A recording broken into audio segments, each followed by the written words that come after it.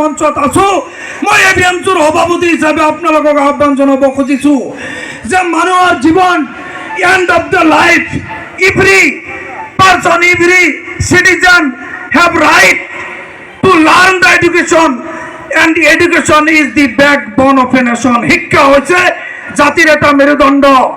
চৰকাৰে দিব, চৰকাৰৰ উপৰিও আমাৰ যিখিনি মূল শিক্ষা সেই শিক্ষা ব্যৱস্থাটো আমি আগবঢ়াই লৈ যাব লাগিব।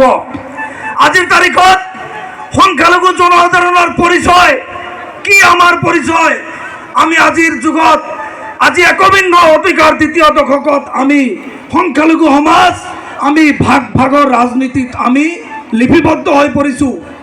শাসনাধিষ্ঠিত বিজেপি নেতৃত্বাধীন চৰকাৰৰ মুখ্যমন্ত্ৰী ডাঙৰীয়াক আমি আহ্বান জনাব খুজিছোঁ যে সংখ্যালঘু মুছলমানক ভাগৰ পৰিৱৰ্তে সংখ্যালঘু মুছলমানক আপোনালোকে সম অধিকাৰ, সম উন্নয়ন, সম বিকাশৰ ক্ষেত্ৰত সুবিধা দিয়ক।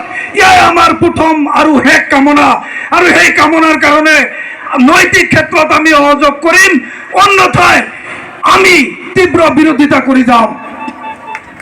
শ্ৰদ্ধেয় ৰাইজ, আজিৰ তাৰিখত আমাৰ সংখ্যালঘু মানুহ আজি আমি এইখন অসমত আমাৰ পৰিচয়ৰ যি অখনি সংকেত, আজি দাড়িৱালা টুপিৱালা দেখিলে আমাৰ সংখ্যালঘু মুছলমানৰ ওপৰত যি ধিক্কাৰ, আজি উজনি অসমত গ'লে আমাৰ সংখ্যালঘু মুছলমানৰ পৰিচয় টুপিৱালা দেখিলে আমাক যে